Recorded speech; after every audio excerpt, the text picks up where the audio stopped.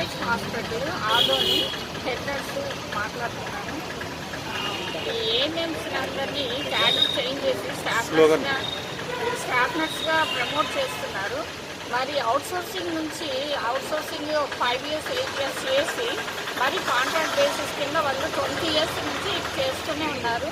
మరి వాళ్ళ పరిస్థితి ఏంటి, మా పరిస్థితి ఏంటి? వాళ్ళు కోవిడ్ టైంలో ఫ్యామిలీస్ అన్నిటిని వదిలేసి మేము హాస్పిటల్లో ఉండి మా పిల్లలు చనిపోయినారు, మా హస్బెండ్స్ కూడా మేము అంటే చనిపోయినారు. అయినా కూడా మేము సర్వీస్ అంతా హాస్పిటల్లో ఉండి కంటిన్యూ చేసినాము. ఇంత సర్వీస్ చేసిన తర్వాత కూడా మీరు క్యాడర్ చేంజ్ చేయడం అనేది ఎంతవరకు సమంజసమని నా ఉద్దేశము. ఏఎన్ఎంస్ అంటే వాళ్ళకి 18 నెలలు ట్రైనింగ్ ఉంటుంది.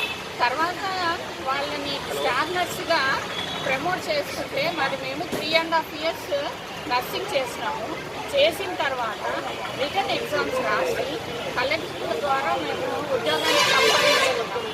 మరి మా క్యాడర్ ఏమన్నా మీరు పెంచగలిగితే మేము కూడా దానికి సంతోషిస్తాము. అయితే ఆశా వర్కర్స్ ఉన్నారు, వాళ్ళకి స్పెషల్గా ట్రైనింగ్ ఇచ్చి వాళ్ళకి కూడా ఏఎన్ఎంస్గా ప్రమోట్ చేయండి. అందరినీ మీరు సమంగా చూసిన వాళ్ళు అవుతారు. ఈ క్యాడర్ చేంజింగ్ అనేది ఇంతవరకు ఎప్పుడు చరిత్రలో జరగలేదు. మరి చేసే దానివల్ల మాకు చాలా అన్యాయం జరుగుతుందని నేను భావిస్తున్నాను. మేము 3.5 సంవత్సరము 4 సంవత్సరాలు ట్రైనింగ్ చేసి వచ్చి సర్టిఫికేట్ తీసుకొని కాంట్రాక్ట్ స్టాఫ్ నర్సుగా అపాయింట్మెంట్ అయినాము. ఇన్ని సంవత్సరాల నుంచి మేము చేస్తూనే ఉన్నాము. కోవిడ్ సమయంలో కూడా ఎంతో కష్టపడి పేషెంట్లకు సేవలు అందించినాము. ఇంట్లో మా భర్తలను పిల్లలను కూడా వదిలేసి డ్యూటీ ముఖ్యం అనుకొని వచ్చేసినాము. ఇంట్లో ట్రీట్మెంట్ ఇచ్చుకుంటూ ఉన్నాము, ఇక్కడ హాస్పిటల్లో కూడా ఇస్తున్నాము. ఎన్నో ప్రాణాలకు తెగించి కూడా మేము సేవలు అందించినాము. ఇన్ని చేస్తున్నాము, కానీ మేము ఏదో కాంట్రాక్ట్ కింద చేస్తున్నాము, మేము ఎప్పుడైనా రెగ్యులర్ చేస్తామనే ఉద్దేశంతో ఎంతో కష్టపడి పని చేస్తున్నాము. అయినా కూడా మాకు మా పోస్టులకు వేరే వాళ్ళని నియమిస్తారంటే అది మాకు చాలా బాధాకరంగా ఉంది. మా పోస్టులు మాకే ఇచ్చేలాగా ప్రయత్నం చేయండి. గవర్నమెంట్ను కోరుచున్నాము. కొన్నేళ్ల నుంచి చేస్తున్నాము. ఇక్కడే 2004 నుంచి 5 నుంచి చేస్తున్నాము. కాంట్రాక్ట్ కింద చేసినాము, అవుట్సోర్సింగ్ కింద చేసినాము, కాంట్రాక్ట్ లేక వచ్చినాము.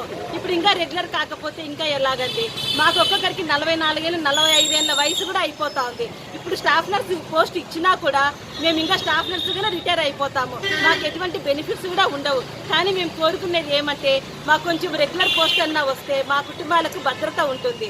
మేము గవర్నమెంట్ని కోరడం ఏమనగా మా పోస్టులు మాకు ఇవ్వండి, వేరే వాళ్ళకి ఇస్తే మా జీవితాలు అన్యాయం అయిపోతాయి. మేము ప్రభుత్వాలు మారుతున్నారు, అధికారులు మారుతున్నారు, కానీ మా జీవితాలు మారట్లేదు. మా మీద దయ ఉంచి మా కోసము మీరు మాకు సహకరించమని వేడుకొనిచున్నాము.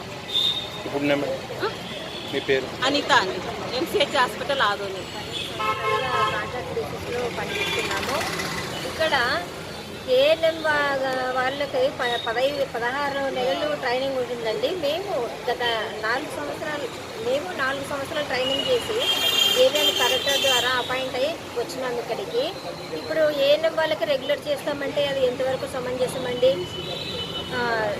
డిప్యూటీ సీఎం పవన్ కళ్యాణ్ గారు అండ్ సార్ గారు, సీఎం చంద్రబాబు నాయుడు సార్ గారు మా విన్నపం మీరు ఆలకించి కాంట్రాక్ట్ స్టాఫ్ నర్సులను రెగ్యులర్ చేయాలని కోరుకుంటున్నాము. తర్వాత జీవో నెంబర్ 115ని రద్దు చేయాలని కోరుకుంటున్నాము.